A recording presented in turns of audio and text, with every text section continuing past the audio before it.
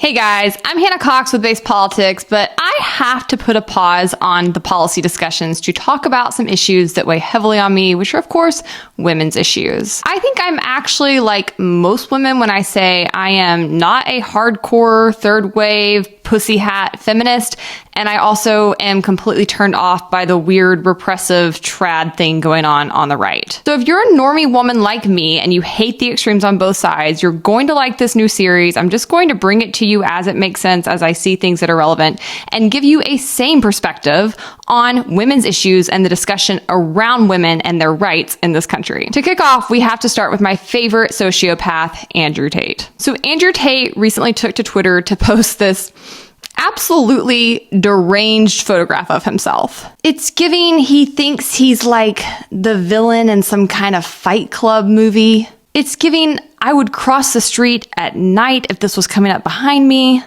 It's giving those weird like mall rat type guys who were like in their early 20s that used to hang outside of malls when I was a preteen and try to talk to me and my friends when we would come in and out. Like, this is creepy. I'm scared. Who is this for? Because I don't think it's for women. In it, he posts, "I don't sleep with vaccinated women," which I'm sure will just crush every vaccinated woman out there. But honestly, this was just rank and file weirdness out of Andrew Tate until this woman, Kirti Patel, weighed in on Twitter. She is apparently a doctor. She has a medium-sized following. And she just said, "I cannot say enough how this body type is maybe only attractive to gay men. I have literally turned down dates with gym bros with ripped abs in the past because I find this body type suggestive of aggression and narcissism. I bet other women feel the same." Now, as you'll see, this went viral. A lot of people agreed with her. I also mostly agree with her. I think it's great to be fit. I think that you should take care of your health. But I, like many other women, am not into like gym bods. I do think that in order to get this kind of physique, you usually have to take steroids. I've been around people on steroids. Hard pass, no thanks. They definitely do have emotional issues, let's say. Also, to get this kind of physique, you have to spend inordinate amounts of time in the gym. And I just think there are so many more important and pressing things you could or should be doing with your life besides just working out. It is pretty vain ultimately. And again, I just don't think this is that attractive. But while many women agreed with her and some did not, for the record, some women said they liked this kind of look. But the people who really disagreed with her were the men's. The Andrew Tate simp army, which again is like 99.9999% men, was not having it. They were going to defend their mans with their lives. The way that this triggered them, the amount of weeping and gnashing of teeth in the comments, it was high-key hysterical. One guy said, "We aren't doing it for you, lady." Who are you doing it for? Another one said, "Saying a person's body type is suggestive of narcissism is suggestive of narcissism." What? Another one said, "As an ex-ripped gym bro, you're in the minority of women." Sure, Jan. Another one goes, "You look like a dude pretending to be a chick." Are you well? This guy goes, "You were just intimidated by strong, healthy men. I get it. You want a vegan poodle man." There's so much in between from Andrew Tate to like a vegan poodle man. I love the just like complete binary. These people have no room for nuance. Like, there's no in between. You are either like a better feminist liberal man or you're a roided out freak who brags about being able to take advantage of women. Like, you know, there's a lot of in-between room there, right? And that's what most women want, right? We want something more in this like moderate, not extreme area. This other guy goes, "Men keep hitting the gym every day. Don't listen to this feminist. If she had a problem, she would call the Jack Gym Bro and not a Starbucks Frappuccino sipping soy boy with 2 sticks as arms." Guys, go to the gym all you want. We're not calling you, okay? If I have a problem, I'm calling AAA. If I have a problem, I'm calling my father. If I have a problem, I'm calling my brothers. If I have a problem, I'm calling my boyfriend. If I have a problem, I'm calling one of my male friends, none of whom are worded out gym nuts, and definitely none of whom are in Andrew Tate's audience. Like, I would ask literally anybody else but a man in Andrew Tate's audience for help were I to need help. They have these like delusional fantasies that like, one day they'll recognize my value. No, we won't. You're weird. Last one, this guy goes, "Women like you can't handle a real man. You need a beta male to feel good about yourself." There's just so much projection there. It really is wild to me. If you have the time and you want to laugh, I do implore you to scroll through the comments. There are thousands on this post, and I found it very entertaining. But the story took a darker turn when some of the people in Andrew Tate's audience decided to take matters into their own hands and try to get this woman fired. These people are so tough, so alpha, so above the rest of us, so untouchable, so unemotional, that a woman merely saying they don't find their weird mob boss attractive led them into histrionics to where they had to stalk her down, dox her, call her job, and try to get her fired. I've said for a long time, and I stand by this, that you can tell just about everything you need to know about a public person by the way their audience and supporters behave. And this is frankly the most unhinged pussy behavior I've ever seen in my life. So Kirti posted on Twitter and she said, "A woman called the office today and told my receptionist, I hope she dies.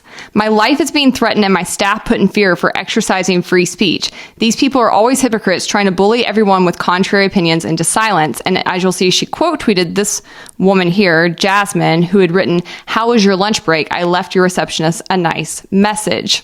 Someone replied to her and said, "Wait, are you saying that this person, who is apparently an ESPN radio host, called and left a death threat at your workplace?" You can see in her bio right here, it says she's the co-host of Let's Talk About It on ESPN Radio.